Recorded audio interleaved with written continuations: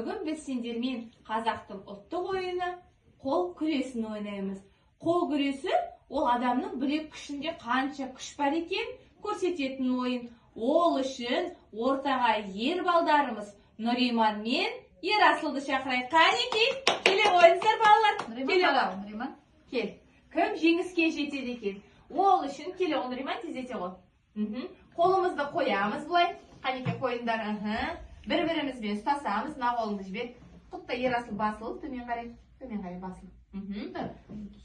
Қолыңды қой Ерасыл, мына жерін түсір шынтағыңды.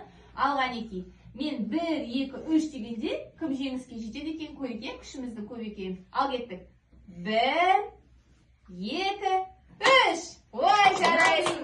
Нұриман жеңіске жетті. Отыра, Нұриман. Нұриман отыра ғой. Енді ортаға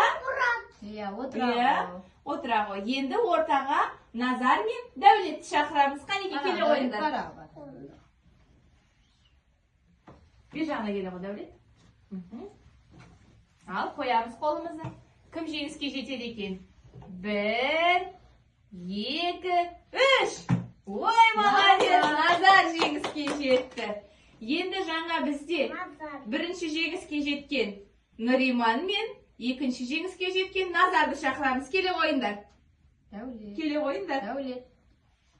Келе ой. Кел, Назар, келе ой. Қанекей, қолымызды қоямыз. Ал қарай, кім жеңіске жетеді екен? 1, 2, 3. Ой, жарайсың. Бүгінгі біздің жеңіске жеткен